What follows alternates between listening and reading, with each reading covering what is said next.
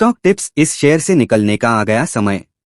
42% तक गिर सकता है भाव। घरेलू ब्रोकरेज फर्म आईसीआईसीआई सिक्योरिटीज ने Mazagon Dock Shipbuilders Mazagon Dock Shipbuilders के शेयरों में मौजूदा स्तर से करीब 42% की गिरावट आने का अनुमान जताया है। ब्रोकरेज ने बीते 3 जून को जारी एक रिपोर्ट में इस स्टॉक को सेल बेचें की रेटिंग दी है और इसके लिए 600 रुपए का टारगेट प्राइस तय किया। यह इस स्टॉक की मौजूदा से करीब 41.58% कम है। शेयर बाजार में मुनाफा कमाने के लिए जितना अहम सही समय पर शेयर खरीदना है, उतना ही अहम सही समय पर उस शेयर को बेचना है। ऐसा नहीं करने पर शेयर का भाव गिरने से आपका मुनाफा घट सकता है। यहाँ हम आपको ऐसे ही स्टॉक्स के बारे में बताने जा रहे हैं जिसमें घरेलू ब्रोकरेज फर्म आईसीआईसीआई सिक्योरिटीज को मौजूदा स्तर से करीब 42% की गिरावट आने का अनुमान है। यह स्टॉक्स है Mazagon Dock Shipbuilders Mazagon Dock Shipbuilders का। आईसीआईसीआई सिक्योरिटीज ने बीते 3 जून को जारी एक रिपोर्ट में इस स्टॉक को सेल बेचें की रेटिंग दी है और इसके लिए 600 रुपए का टारगेट प्राइस तय किया। यह इस स्टॉक की मौजूदा से करीब 41.58% कम है।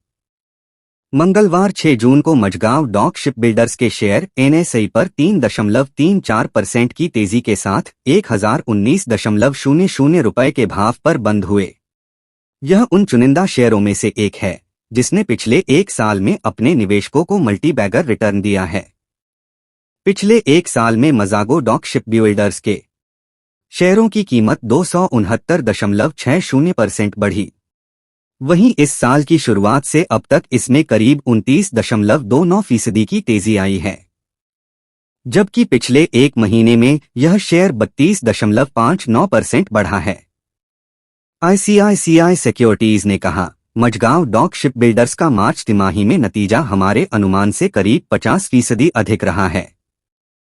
हालांकि इसका ऑर्डर इनफ्लो अभी भी चिंता का विषय बना हुआ है, जिसके चलते अपने स्टॉक पर सेल यानी बेचने की रेटिंग बनाए रखी है।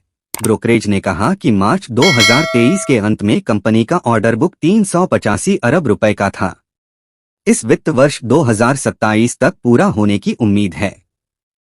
मौजूदा ऑर्डर बुक के हिसाब से ब्रोकरेज ने वित्त वर्ष 2025 में कंपनी के एग्जीक्यूशन के चरम पर पहुंचने का अनुमान जताया है। ब्रोकरेज ने कहा, इसका मतलब है कि वित्त वर्ष 2025 के बाद इसके फ्री कैश फ्लो में कमी आ सकती है।